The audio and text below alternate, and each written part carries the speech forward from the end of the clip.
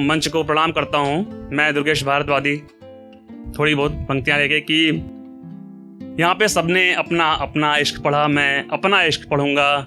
कि ये इश्क चाहत वफा सब पुराने हो गए, ये इश्क चाहत वफा सब पुराने हो गए, जब से इस जहां में सब सयाने हो गए। और नादान हो विशाल, नादान हो विशाल मोहब्बत की बात करते हो, नादान हो विशाल मोहब्बत की बात करते हो। अरे इसको बिके बाजार में जमाने हो गए।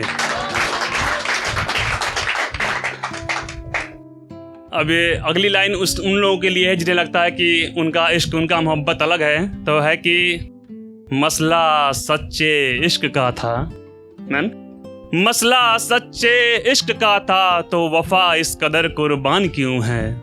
मोहब्बत की कस्में खाती थी वो, मोहब्बत की कस्में खाती थी वो, तो मेरा इश्क अब गुमनाम क्यों है। और हम तो सोए नहीं कई रातों से संग उसके, हम तो सोए नहीं कई रातों से संग उसके, फिर उसके गले पे लगा ये निशान क्यों है।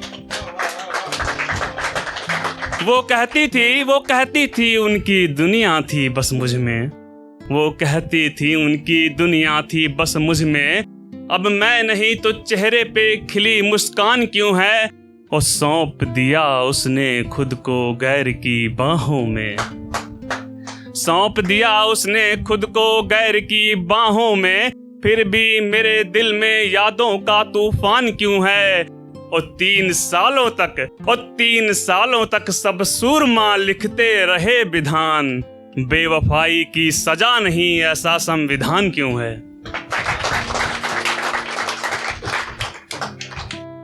जब रिश्ते जुड़ते हैं तो बहुत अच्छी अच्छी बातें होती हैं, फिर एक दिन आकर कोई ऐसा कह दे कि आज से हम सब कुछ खत्म करते हैं, और सामने वाला कुछ बोल नहीं पाता क्योंकि जो उसने सुना उसके बाद कुछ दिखाई नहीं पड़ता, लेकिन सालों के बाद उसे लगता है मुझे कुछ बोलना चाहिए था। तो है कि एक देर रात फोन मिलाऊंगा जरूर, अभिनव भैया, एक देर रात फोन मिलाऊंगा जरूर, जो अब तक ना कही सब कह जाऊंगा जरूर।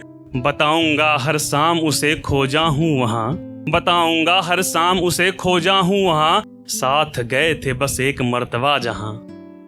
वो झूले की कुर्सी अब भी बुलाती है, वाटर पार्क की कहानी बहुत याद आती है। वो झूले की कुर्सी अब भी बुलाती है, वाटर पार्क की कहानी बहुत याद आती है। कहूँगा वो पार्क अब मुझे भाता नहीं, मम्मी बोल रही थी अब तू पार्क जाता नहीं।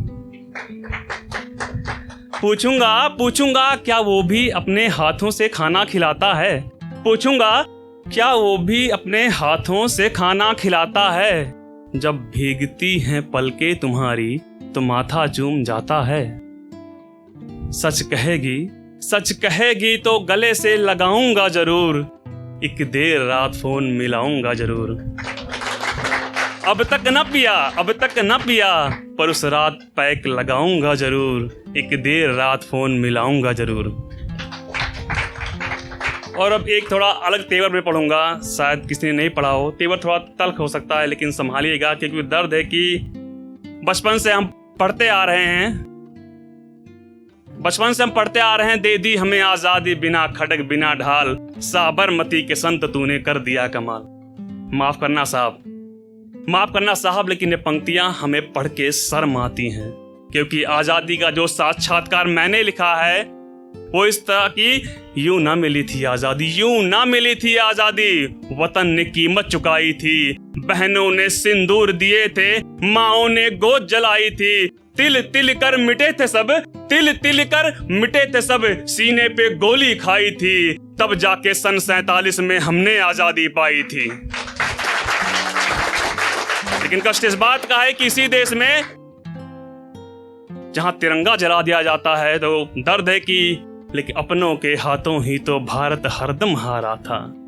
अरे अपनों के हाथों ही तो भारत हरदम हारा था, अरे अपनों के खातिर ही तो सन 47 का बंटवारा था। वो देखो जेएनयू कोई गद्दारी का मौसम बना रहा, कोई तिरंगा जला रहा, कोई राष्ट्रगान ठुकरा रहा, कोई तिरंगा जला रहा, कोई राष्ट्रगान ठुकरा रहा। अजी छोड़ो सब कुछ, अजी छोड़ो सब कुछ, सब फर्जी है, बस सेना को बोली दो, और जो भारत की जय न बोले उसके सीने में बस गोली दो। धन्यवाद।